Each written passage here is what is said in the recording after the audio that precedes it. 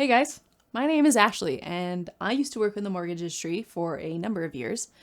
And in case you haven't heard the news, Freddie Mac reported earlier this month that 30-year fixed rate mortgages hit their lowest levels ever recorded. I've already gone through this experience myself, and I got our 30-year rate from 4.6 to 3.1, still for 30 years. And it wasn't just because of good luck or good timing, although it helped. It was also very strategic. And I'm going to share that with you today. First of all, this is our first home, and we actually chose a higher rate at that time because it brought down our closing costs.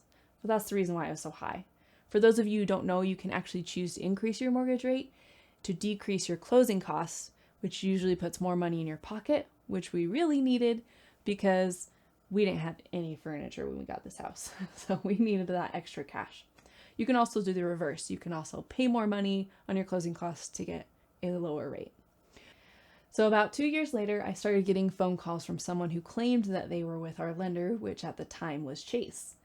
And they would say, hey, we can lower your mortgage rate for free. Just give me a call. Absolutely zero closing costs. And I'm thinking, yeah, that's a scam, because anytime you refinance a loan, the closing costs are at least, on average, $5,000. So I ignored it. Until one day when I felt like we were ready to refinance, I decided to call Chase and said to them, look, I keep getting these calls from people who say they are you and that they can refinance us for free. Is that true? They said, yeah, let's take a look. Okay. It turns out they were going to pay for everything, the appraisal, the title fees, the recording fees. It really was free. So I said, great. What would the new rate be? I said, 3.8.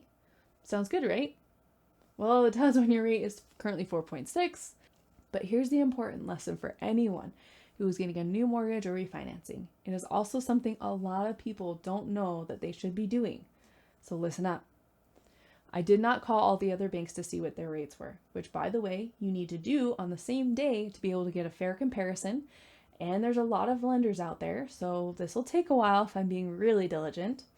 Instead, I went to a loan officer who worked for a mortgage broker. What's the difference? Mortgage brokers are basically middlemen between you and all these lenders, such as Chase and Wells Fargo, PennyMac, etc. So they can look at all these rates at one time on one screen and do the shopping for you, basically. Now, there are pros and cons to working with brokers or with the banks directly, but I'm just here to help you know that there is a difference and how to compare them.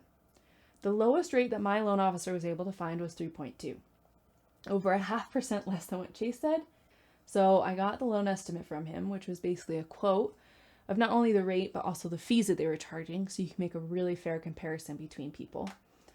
And I called Chase and I said, look, 3.8 is great, but I can get 3.2. Could you do that? Now I'm in a position of negotiating, and I have it on paper. But he says, that sounds a little low. Are you sure? I said, yeah, I have the loan estimate. Oh, okay, send it over and I'll see what I can do. Now, they were able to get it down from 3.8 to 3.6, but after doing the math, we realized that even if we paid for all the closing costs of getting that low percentage that my loan officer found, we would break even in less than 3 years and then be saving over $600 a year for that lower rate. We did buy down our rate a little bit, yes, from 3.2 to 3.1, as we know, but it wasn't that much extra to do it, and we had already budgeted for a refinance because we were expecting this. However, for a lot of you right now, in the thick of COVID-19, that would make a lot of sense to do one for free.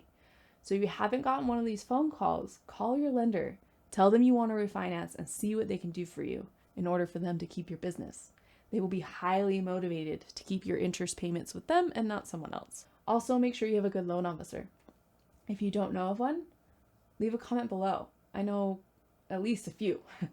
And I'm not going to give you the name of my buddy or my neighbor who I'd promise I'd plug in this video.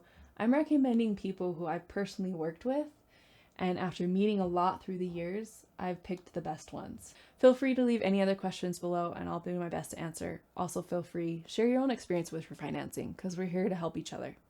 I hope this helps you guys. Thanks for listening.